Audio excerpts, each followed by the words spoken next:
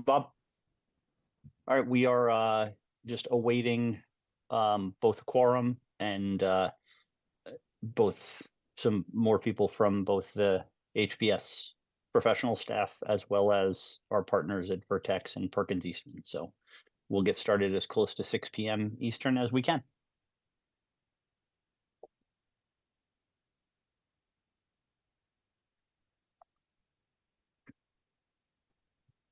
I'm here, John. I'm just I figured you didn't need to see me doing my last minute notes. Yeah, no problem.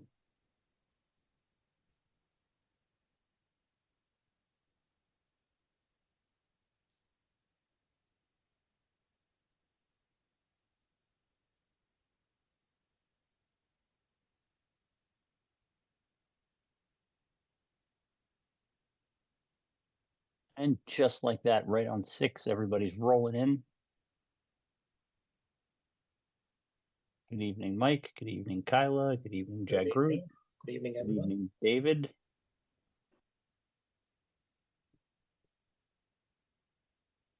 Well, we have a quorum. So Chris, I'll take your cue as to when you want to get started in terms of who else we need from the staff.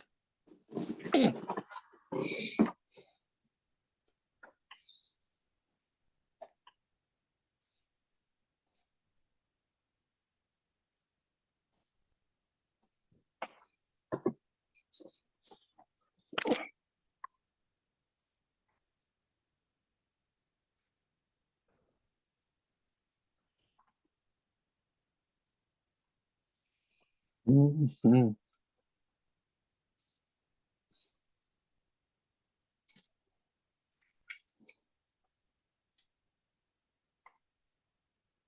We can get started whenever you're ready. We have Peter on Okay. from the design team, so Okay, a then lot we- of the stuff at the beginning is not critical for others to comment on.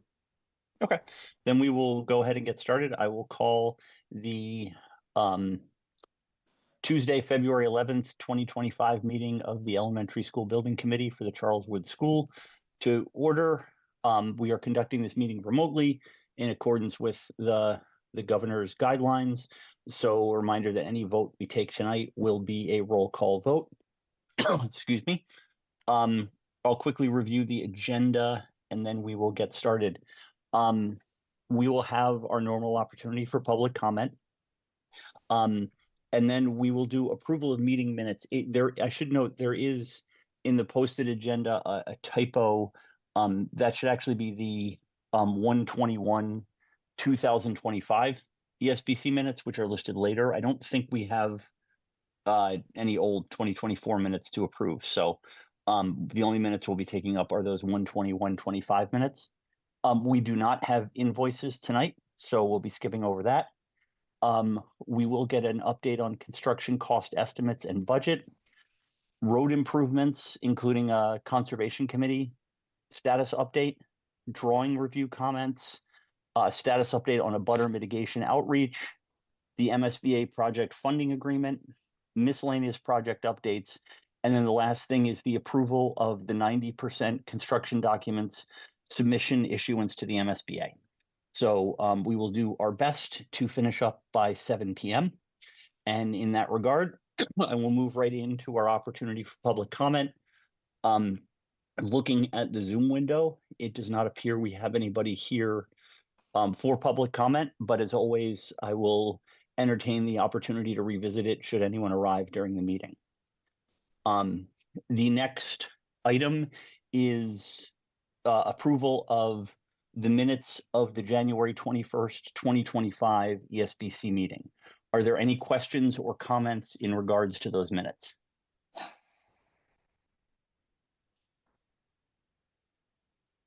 Mr. Okay. Chairman, I'll move Yes. the minutes of 1/21/25 as written. Thank you, Mike. The motion by Mike. Is there a second? Second. Second by Bill. Again, we'll do roll call and I will get my little Zoom windows in order here. Bill, Yes. Mike, Yes, sir. Kyla, Sorry, yes. Jagrut, Yes. and I am a yes. So those meeting minutes are approved. As previously mentioned, we do not have any invoices, so I will move right into the construction cost estimate and budget update. And I will turn that over to Chris Eberly to deliver what I think will be some good news. Meetings like today are easy. Bear with me as I get my. Oh.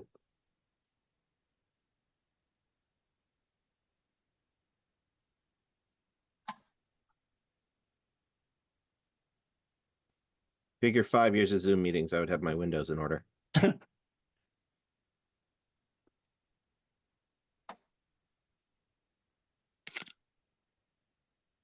All right, everybody can see that, correct? Yes. Okay.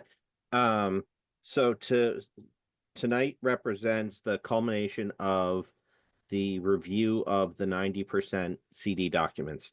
So as we head into the final phases of the project, this is the last major estimating milestone. We received drawings from Perkins Eastman in early January. We had some supplementals come in as we wrapped up some of the Concom stuff related to the street improvements, and we also estimated those documents. And we did it with competing estimators as we have in each of the last few rounds. We are, from what the estimators are telling us, hitting the market at a good time with where things are currently coming in. 2025, for whatever reason, has found that there's a lot of appetite for work and firms are being aggressive in their pricing of work. The estimators noted that some of their recent estimates have come in much lower than they anticipated. And so they have reflected that in the numbers that they have given us for the estimate. The estimate is, of course, not a bid. We would need a contractor to do the actual bidding of the job, ultimately to end up with the right number, but it does represent their best estimation of where the cost for the projects will come in. Button's not working. They both estimated the same project, and then we met with them to reconcile the project.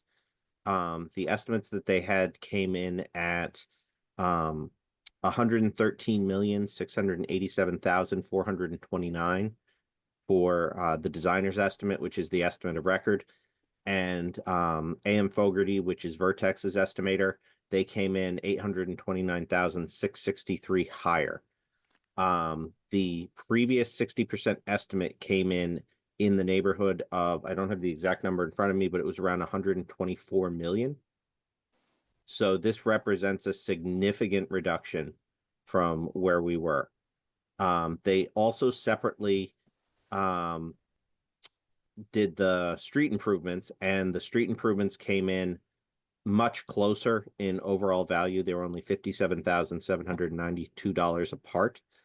And so that represented 2,565,699 for the overall estimate from PM&C, with AM Fogarty's number being ever so slightly lower at $2,527,907.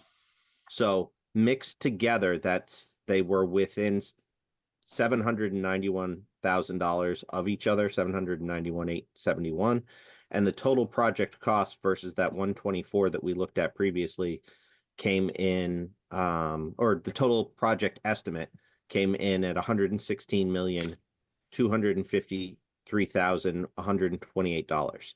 So that would be the combined of the two bids that we would seek for both the building construction contractor and also for the roadway improvements contractor, for their the estimate of the combined value of those two contractors.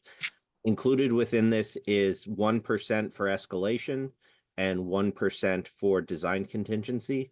So that represents roughly, without getting into the details, about $1 million each for those two contingencies. And in my world, I sort of look at them as one contingency of 2% more so than 1 and 1. which will address issues that may not have been present in the drawings, that sort of last 10% as you're pulling things together to make sure that you end up with the right values. As part of this, the team discussed what was in the drawings, and we discussed part of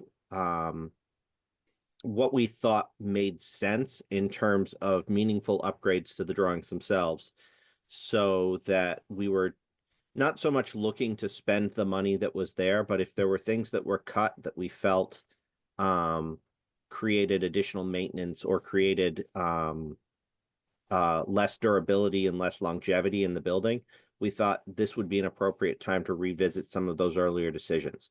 One of the items that we thought made sense to revisit was, currently it's proposed that once you leave the road that surrounds the athletic field, the sidewalk from that road to Marathon would only be stone dust. That presents certain problems for trying to plow it. It would require occasional touch up to restore it. And so we asked them for an overall cost estimation of what it would take to restore that to asphalt and what it would take to restore that to a concrete sidewalk. The asphalt was actually a savings. And the concrete sidewalk, as you can see, with an estimated add of $3,834, is really a wash in the grand scheme of a $117 million project. And so we would strongly recommend that the committee consider making this a concrete sidewalk, along with all the other concrete sidewalks that we have in the project. We think it's going to provide a more durable surface, a safer surface for users who may be going on their bikes from EMC Park. And they would be, long term, it would probably lead to less maintenance in terms of you wouldn't have to retouch. You wouldn't accidentally, if you got one of those shoulder season storms, you wouldn't accidentally gouge the surface with a plow or a snow removal equipment. So we think that that's a very clear upgrade that we would recommend the committee take. We also looked at another durability issue, which was granite curbing in lieu of concrete curbing.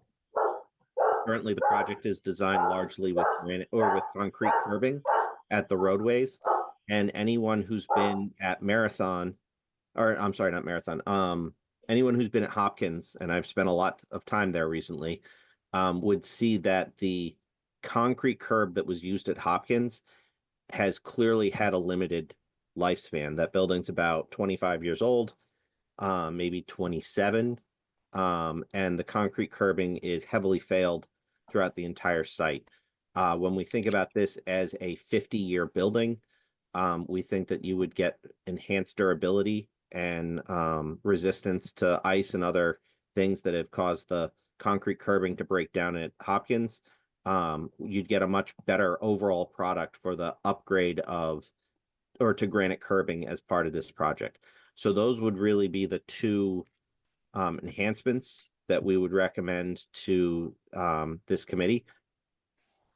We also are in the position where we're estimating the other items that occur within the scope of the project, and we're taking a second look, as we have in meetings over the last few months, at other things that are in the budget that will be procured as part of this sort of final procurement package. Clearly, the construction budget is offering us about $8.7 million versus the previous, or versus the established budget. And furnishings, as we talked a few meetings ago, the principal is recommending that we get the 3 additional items as part of the furnishing budget, to include, I believe it's mailboxes, mobile shelving, and the third one escapes me off the top of my head. Additionally, we talked about estimating the computer and technology equipment, and that came in under budget by about $95,000. We took a second look at what was in the furnishing number, and we reviewed that with Tim Persons, and we found that one of the things that was lacking for what will be an 18-acre campus is the heavy equipment that will maintain that campus. So lawnmowers, snow removal. Tim, help me if you want to help sell this. I think basic lawn care, leaf blowers, weed whackers, lawn mowers, buggy with a plow and or snow blower attachment to it. There's a lot of sidewalk that's going to be added to this project, or in this project, not added, from Marathon over to Charleswood and then down to 147, the driveway. So things like that, we thought we'd put together some numbers on kind of quickly to have you guys take a look. And we often find that cities and towns revisit this at the end of a project with what's available. But in this case, we think it makes sense with where the project is right now as we're considering what's available to understand that that's a loose end that may be out there that isn't yet addressed in the budget and wasn't necessarily part of the consideration. In both of these cases, for both furnishings and computer equipment, the MSBA sets a reimbursement rate on a per student basis. And both of these budgets, I believe, are in excess of that, but were based upon the assessment that was made over the life of the project to establish the right scope for where these things should end.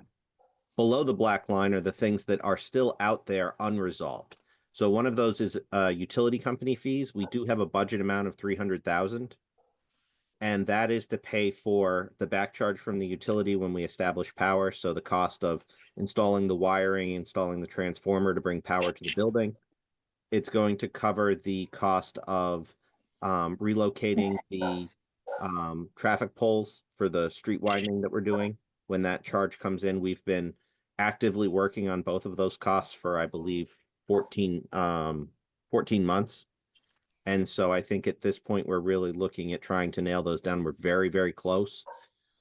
We reached out to the director of technology, Ashok, to understand what the fiber cost would be to expand the network. And so we would expect that cost to also end up in this budget. And with the inclusion of solar, there's a certain amount of solar back charge that comes with using distributed generation where you're feeding back into the grid at the volume of power that we would be feeding back into the grid.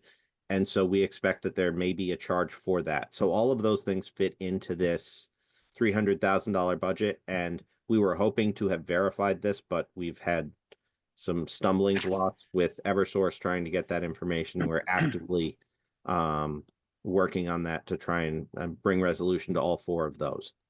There's also remains contingency of about $9 million. And it looks like I have a typo here. This is actually the 3.748 number. Right. That should be under owner's contingency should be the 3.7. But it works out to be about $9 million of contingency. And so when you take the net cost of the bid savings, the overage in furnishings, the overage for maintenance equipment, and the underage for computer equipment, and mix it with that contingency, the town's currently in the position of having a project that would be delivered for about $18.5 million less than what was proposed.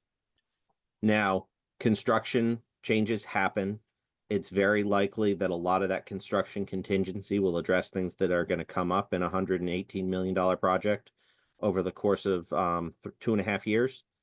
And so that's not 18 million that we can spend on scope, but we think it gives you a good window into what is available in the budget in this moment of time, so that as you're making decisions about that additional work, you have an understanding. Beyond the category of sort of recommended durability upgrades, longevity upgrades for the building, there were two things that stuck out to us that we thought we would also bring up before the committee. One is currently, we've previously decided that we should add an irrigation well so that we could provide water to the campus for both in construction uses and also water to the campus for establishment of plantings. And it would be something that would continue to be available in the future should water be needed. What this would be proposing would be to add a limited amount of piping to bring that water to a couple of pre-selected locations. Those might be something like the athletic fields, so that you would have a water outlet at the athletics fields. It may also be the playground would be another location that we would recommend. we've seen in the past, irrigation is less popular, but having the availability of water at various pre-selected locations does add a lot of functionality to how those spaces could be used, whether it's setting up a sprinkler for the kids on field day or some other potable water use that you may be looking at. There's value in that. The other item here is something that it's one of those challenging gray areas on a clean site. When you dispose of soil, you generally have a chain of custody with that soil. So if there's a toxin or if this used to be a farm and there's a little too much arsenic and you give that soil to someone else, you still sort of own what was in that soil. And so a licensed site professional or an LSP is a professional who deals with understanding things that may be in soil and the state mandated processes for how you would use them. At Hopkins, we did extensive testing throughout the entire site. We determined that there was nothing that was above the mass reportable concentrations that at that site, but we still, to make sure that the town didn't have ongoing liability, used registered landfills as the recipients of that soil that we exported. There's somewhere in the neighborhood of 9,000 cubic yards.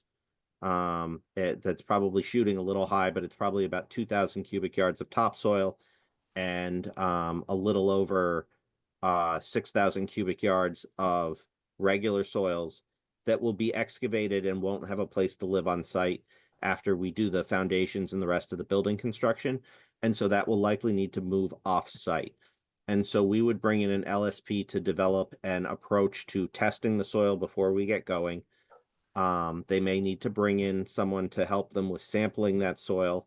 And then based on the results of that testing, they would establish the process and the paperwork that would be necessary to dispose of that soil. We think that this is likely to be something that comes up over the course of construction. And so by engaging this person now before bidding, we may be able to capture more of that value in the bids themselves. So we would recommend pursuing that. We've reached out to the person who helped us at Hopkins to get a proposal from them. And I think that proposal will probably be forthcoming. So I've said a lot of things. And ultimately, when you look at the project budget of where we were and you take into account only the sort of understood savings of the construction estimate, we're looking at a project that could be delivered for a total project budget of less than $150 million at this time. So we're down about 8.7 million before any of the other savings that I highlighted with furniture and technology and contingency. The MSBA, with your agreement with them, is going to reimburse you for money that you spend. So they'll reimburse you, as we've discussed many times, up to their cost caps for money that you actually spend.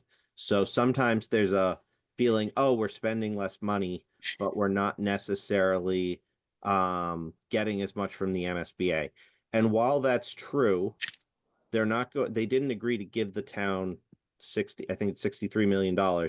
They agreed to reimburse up to $63 million. So while you will lose some reimbursement by not spending all of the money, on a net basis, you will spend less money of the town's money to build this project. Yep.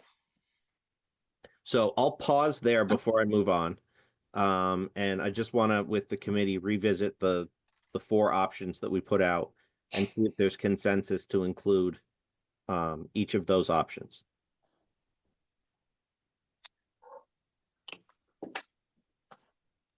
So I don't know, John, if you want to lead the. Yeah. So I mean, I think, look, first, I want to quickly characterize this to say, like, obviously, this is great news from a project perspective, from a town perspective. You know, I think one of the things that this committee has really held as a value from the beginning of this project is focusing on spending money on places where it will deliver value back to the town, whether it be educational outcomes, reduce maintenance, things like that. So it probably goes without saying that just because these estimates are coming in $8.7 million below doesn't mean we're going to find ways to spend $8.7 million that we hadn't before. Anybody following the current budget process in the town knows that there's tremendous value in just not taking on $8.7 million worth of additional debt that we were anticipating. That being said, in that value work that we did before, there were decisions we made where we thought we could live without it that maybe we have the opportunity to here. So I think what we're looking for, to Chris Everly's point, is guidance from the committee on if any of these things we think are valuable enough to put back in. So we've got up here, this is the asphalt paving for the sidewalk connection, and so the question is whether we would want to do that, whether we want to change that from stone dust to either asphalt or concrete, correct? Correct. And The asphalt would be a reduction, which I have to say it surprises me. And yeah, well, the that would concrete seem would be an easy. increase. But so the concrete would be an increase of $3,800. Yes. Basically nothing. It's not worth not doing, right? Mike, I see you have your hand up. I apologize. Yeah, can you hear me okay? Yeah. In terms of the concrete sidewalk, that absolutely makes sense. It's short money for something that's gonna last the length of the school. Asphalt breaks up over time, stone dust becomes a mess. I think we absolutely should do the concrete. In terms of the curbing, which was the next thing, I would say we should probably do the granite curbs as well, given what we've seen over at Hopkins with the concrete curbs. And anybody that's ever gone up to BJ's or Wegmans in Shrewsbury, you know, all last winter they were replacing the concrete curbs. They just, with the kind of weather conditions we have, they just don't last. And granite lasts again forever. And my third thing, and then I'll shut up, in terms of Tim's equipment, you know, I think this makes sense to put it in now rather than wait till later. He knows absolutely what he needs. It's not a big number. It's going to be the same cost if we wait for 3 years and do it then. But I think we should also, you know, put that money in there for Tim's equipment. As far as the soils, in terms of history, I can't tell you much about Hopkins. Although Hopkins, yeah, I was on that project and we brought in all that soil, and that's probably why it didn't test too badly. But the Marathon site, we had a lot of bad soil. It too was just like what Charleswood is. It was a former farm, and it had oil and it had all kinds of bad stuff in it. And it cost us a lot of money to get rid of it. So I think spending that money now to look at it makes absolute sense. That's just my 2 cents. Thank you. Bill? Well, following up on Mike's comments, I had a question about the 320,000 plus in using granite in lieu of concrete. And I'll defer to the folks that know a lot more about it than I do, like Tim and others. But I'm curious, if you've gotten roughly 25 years out of the concrete, how much would it cost to completely redo the concrete at Hopkins? What I'm trying to find out is it the same amount of money if you had to replace the concrete halfway through that it would be to put granite in the first place? Or is there any savings one way or the other? I don't know, Dan, if you want to take that one, or I know that we're spending a considerable amount of money on curbing it at Hopkins. Generally, it's labor. It's the growth in the labor market more so than it's the material cost.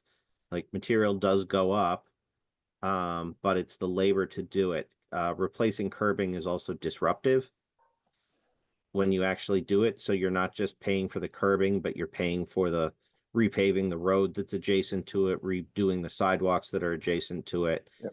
And so having that hard outer edge can prevent a lot of the damage you may see from doing it with concrete a second time, especially when the budget allows for it. Okay. Yeah. My And only kind other, of I would gold probably standard, add so- in, Bill, quickly, if I could. You know, we say 25 years, that concrete curbing probably could have been replaced 10. 10 years ago.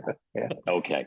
Yeah. My only other comment, and it's more of a question, Chris, is in your experience, how close have bids been to the estimates at a 90% completion? Do you find that there's a widespread, or are they fairly tight when you get to this point? You see everything. I'll be fair and say that you do see everything. More often it is a product of the quality of the documents. And we did not find widespread issues with the documents in our review. We found some still to be completed items, but overall I would say the quality of the documents is good. And estimating, like anything, is, you know, if you put in good information, you generally get good results because the estimators are tightly tied to the marketplace.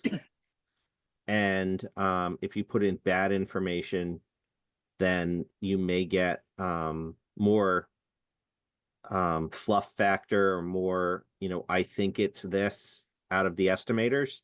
And that's generally when we see estimates that vary. I don't know if you would comment differently, Dan. No, generally you see they're pretty close. I mean, I haven't, and if anything, I've been seeing them, the estimators, be on the high side now for the last, at least the last 6, 8, 10 months, is that they're a little bit, because there was fear about there was a hockey stick, right? It was going like this for escalation, and then it jumped.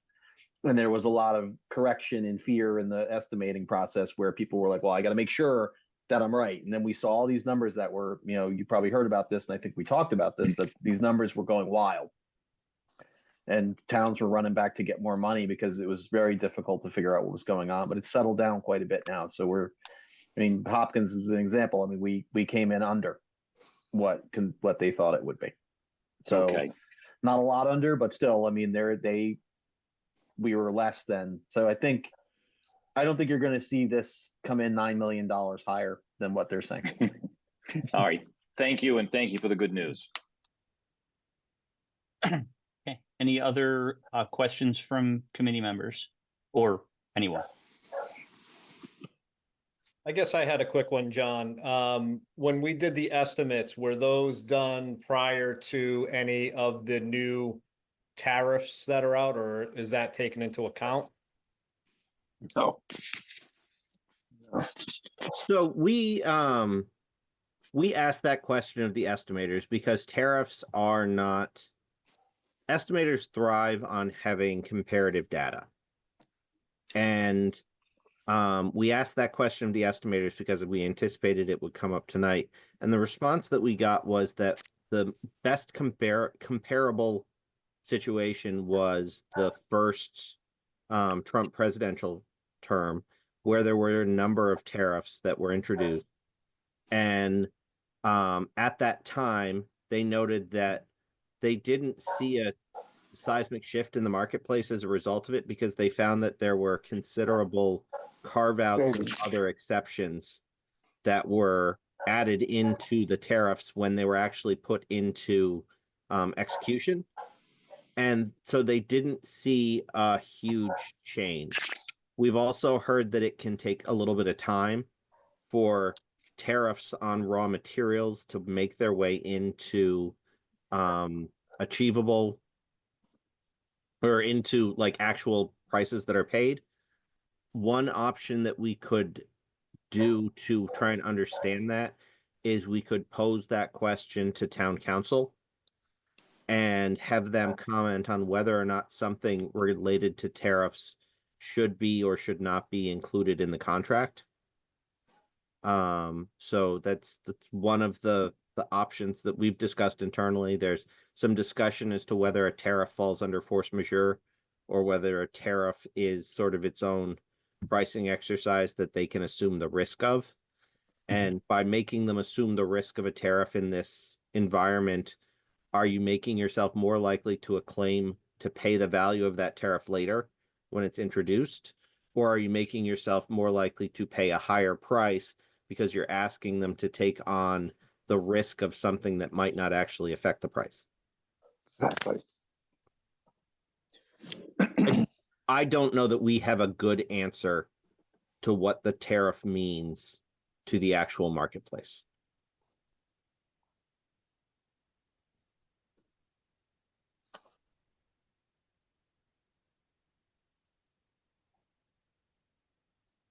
Oops. I think the other thing they mentioned was, at least the Heaters Bradley's team mentioned that these, where you are in the cycle of bidding, it's not likely these are going to affect you guys. Now, projects later, they're more worried about, but they're saying by the time this churns its way through and gets to the end users, you're probably already bought your steel.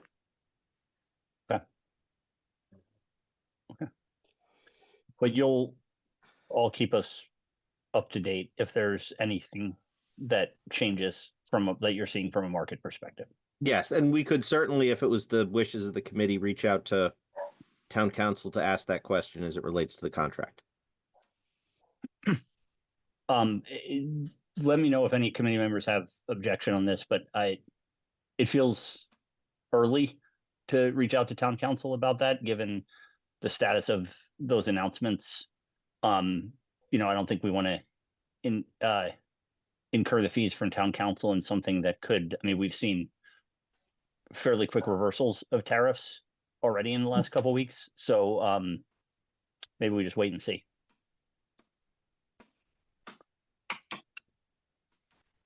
Other questions? I have a question. I was just curious, of the $8 million savings, is a majority of it because of lower unit rates, like you mentioned, or some of it is, change in quantities, like we talked about geothermal, reduced depths, and so on. I don't want exact numbers, but I was just curious, is most of it due to lower rates, or? Most of it is escalation. Yeah, a lot of it is escalation that did not occur. There is no escalation occurring right now. Okay. Some of it is that the unit rates on particularly MEP trades have been showing up a little bit lower. I think they talked about some of those, particularly those trades coming in lower than they would have expected on a number of bids recently. The only significant unit reduction that I can think of, Dan, and maybe you can think of another one, is each well reduced by 50 feet, and we cut 4 of those wells, so that could A couple $100,000. $200,000, but nothing that explains 8.7. Hard to explain away $9 million bucks. Yeah. Okay. I think it's really what I saw at the end of the day was a number that, as a construction number, that is similar to what we saw before, except the escalation is like that didn't happen. So they were like, there was no need to include it. So we basically froze at 60%. Nothing's happened since then, so it's stayed the same. So the same job is just costing what we thought it did at 60%. It stayed that way to almost 100% now. Okay, thank you. Which is great for you. Yeah, for sure. Timing is everything, right? That's right. Absolutely. Yeah. Okay, so I'm not hearing any objections to adding in the items that we discussed, the concrete sidewalk, the curbing, and the equipment. Is that fair? And then the soil testing, Chris, we're not doing anything until we get a proposal back, right? Yeah.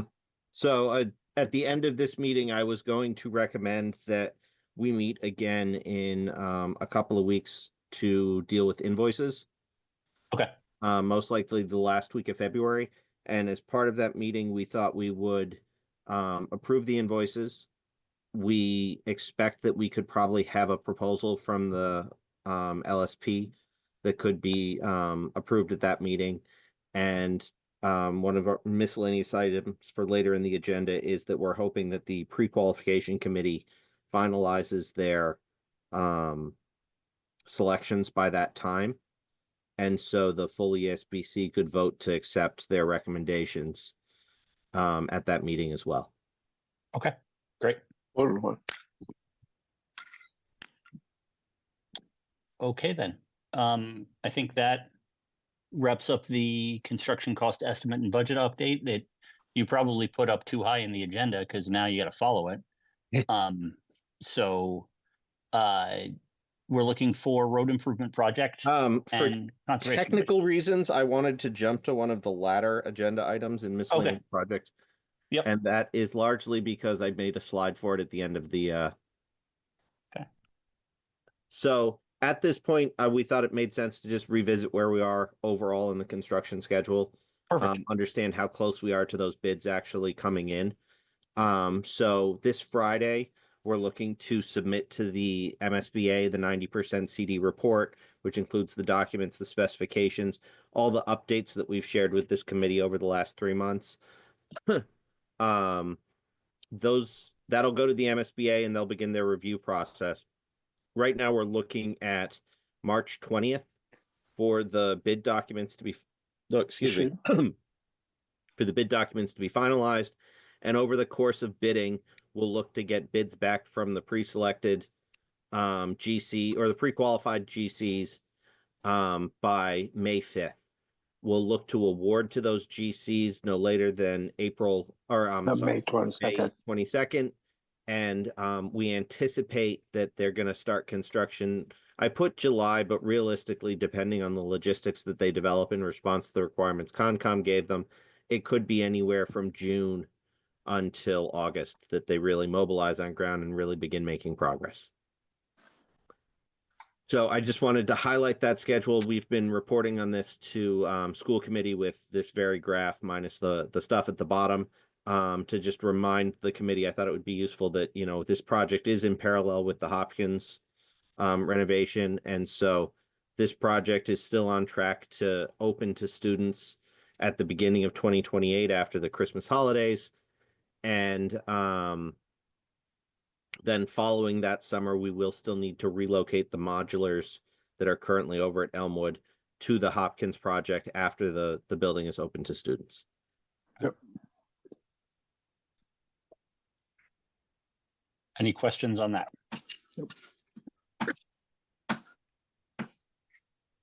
Okay, so now can we go to road improvement?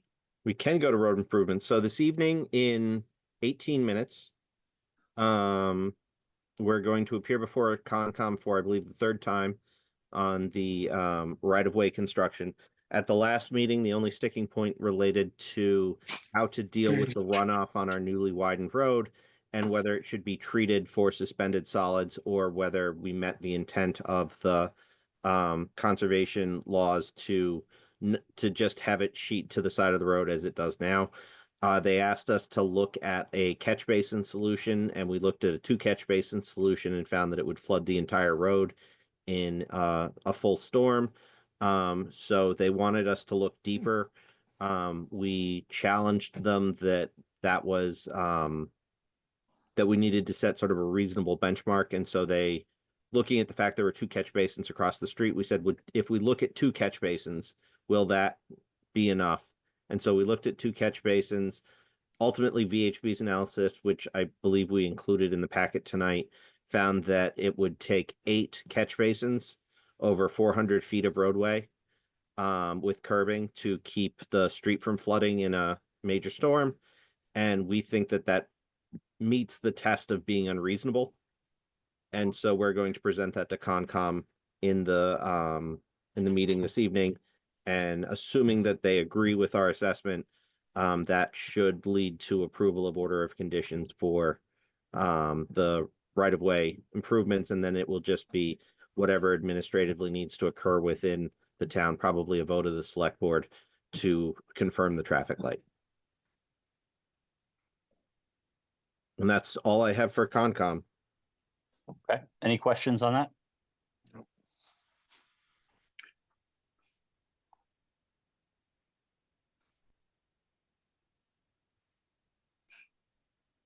Okay. Drawing review comments. We did include our ledger of drawing comments that we got.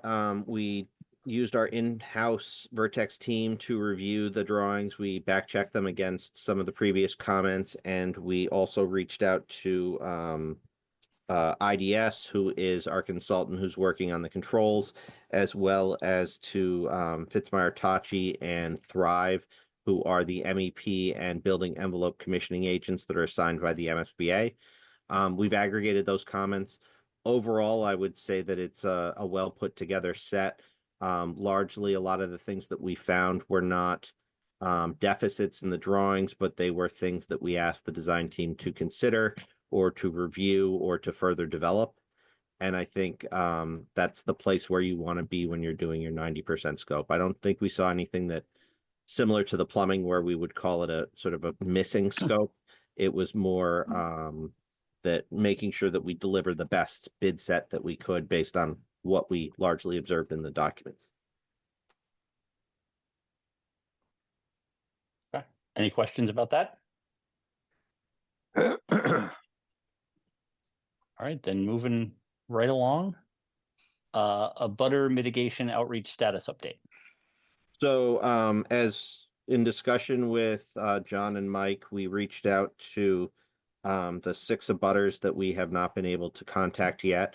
We sent them letters on, I believe it was 2 weeks ago. Yeah, it was 2 Yeah. weeks ago. It was January 30th. We sent letters to the 6 of them with a QR code that they could scan to sign up for slots to meet with us. To my knowledge, none of them as of yet have tried to contact us at all. We did note that 2 of the houses appear to currently be for sale. I know one of them changed hands recently.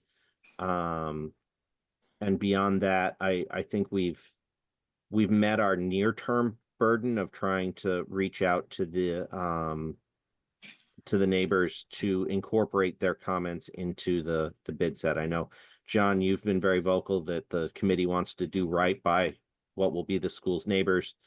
And so that doesn't mean that we won't meet with them or consider things with them in the future if there is an issue.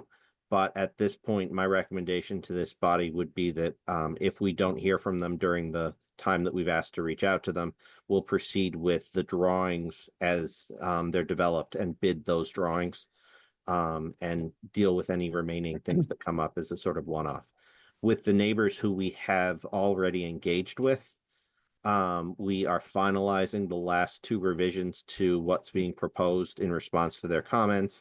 And we have some letters drafted to send the packages that we put together to them to set up some meets with them. We hope to resolve those with any luck in February. And so when we come back to you at the March ESBC meeting, we hope at that time to be able to confirm with this committee that those are the changes that are moving forward. Yeah, I think just before I seek kind of consensus approval on that approach, we have been, since early on in this project, since we zeroed in on a location, been engaging with the abutters and the neighbors, and many of them have enthusiastically worked with us to make sure we have the appropriate mitigations for any disruption that's going to occur as a result of the road work or the construction of the school in general. There is, as Chris said, sort of an upper limit to what we can do if we're not getting responses. We've tried various modalities of communication. So I think it's sensible to move forward with the package, with the change, with the neighbors we have been in contact with. If we hear from others that we have not heard from, then we'll definitely see what we can do, but we can't hold up the bid process on the road construction as a result of this at this point. Any questions or concerns from the committee? I agree, John. That's the right way to approach this at this point. I suspect 2 of the houses are currently being sold.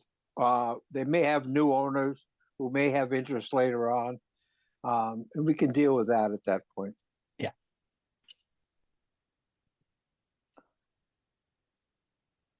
Okay. Hearing nothing else, we'll continue ahead with that approach. And that gets us to project funding agreement status. So we discussed that this was in process. We did receive the project funding agreement, which is a legal document that outlines sort of the terms under which the project will be reimbursed and the terms that the town agrees to follow in order to receive their full reimbursement. This has been forwarded on to town council for them to review. And my understanding is that it has been put on the agenda for the February 18th select board meeting. So once that is executed, that will begin the process for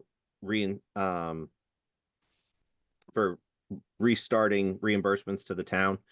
And so overall, that's a good place for the town to be, because you have reimbursements coming to you that I believe date back to December of 23, Wow. which was the first month of post feasibility study agreement.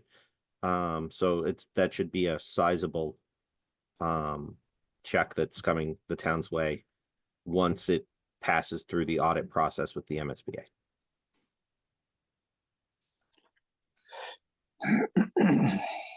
That was all I had for that one. Okay, any questions? All right. Any miscellaneous project updates? So we're finalizing the construction documents. As part of that, we're going to look at site logistics and also meet with the building inspector to ensure that we can timely move through the permit process with them. We did meet with the working group to look at a possible revision to the playground last Thursday. The landscape engineer is continuing to look at that. That's really based on making sure that able-bodied children and disabled children have the ability to play together on the structures that are provided. And so the landscape architect heard our feedback, and she's looking at options that we can potentially consider as a committee. We'll bring those back to you if those changes move forward. I sent out to the committee right before the meeting. It came in last minute, the clean peer review letter that we got from Sousa True. The MSBA requires that you peer review the structure as part of their overall process. And so that peer review is complete at this point. They came up with some comments. The Perkins Eastman, their structural consultant, came back with revisions and responded to all of the comments, and they've been back checked to make sure they were incorporated in the revised documents. So that process is now complete. We've engaged with MIA, which is a consortium of insurance advisors. It's Cabot Risk is who the town uses from MIA to get a builder's risk policy for the Charleswood project. The town prefers to do that in general, be the holder of that policy as opposed to the contractor. So we are developing that, getting that quote, and that's likely to come in around the time of the bids. It was a very slow process on the Hopkins project, so we're trying to move it along a lot quicker.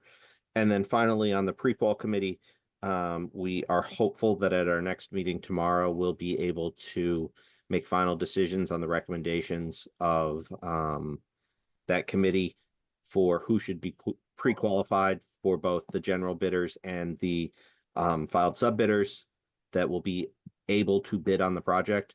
And so we hope to have those results. And as I mentioned, I think we'd be looking at trying to have a meeting on, excuse me, a meeting on, what is the date? The 25th, where we could review invoices, we could review the pre-qualification, and potentially have the LSP proposal.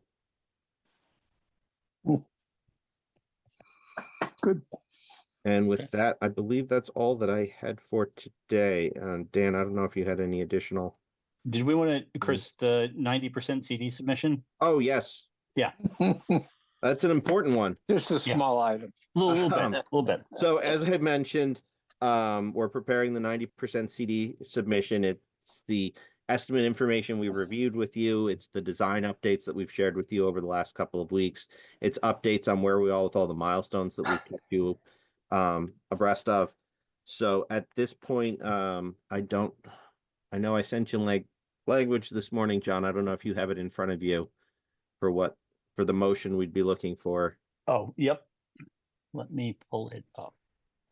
Oh, I've got it. Oh, you do? Good. Okay. Thank you. So we would be looking for a motion to approve the designer and OPM to submit the 90% CD report to the MSBA, pending final edits by the chair. I think I got that right, John. Mhm. So we'd be looking for someone to make that motion. So moved, Mr. Chairman. Okay. Is there a second? Second, Okay. Motion by Mike, second by Jagroot. Again, we're a roll call vote. Bill, Yes. Mike, Yes, sir. Kyla, Yes. Jagroot, yes. and I am a yes. So it is unanimous 5-0. And so, Chris, as I said, I will make myself available if there is anything needed on Friday morning before submission. And for the committee's benefit, obviously, if there's anything like significant, we won't proceed ahead with it, but we don't anticipate that at this point. Okay. Well, that wraps up our agenda, giving our friends at Vertex a solid 5 minutes before you got to move over to Concom. So I would seek a motion to adjourn. Oh, and Chris mentioned doing a late February meeting to approve invoices and do a couple of those items. So we'll be following up with dates on that. So if nothing else, I would seek a motion to adjourn. So moved. Second, Mr. Chairman. Okay, motion by Bill, second by Mike. Roll call vote. Bill, Yes. Mike, Yes, sir. Kyla, Yes. Jagroot, Yes. and I am a yes. So we are adjourned at 6:56 p.m. Thank you to HCAM as always. And thank you everyone for joining tonight. Have a good evening. Thank you. Thank you.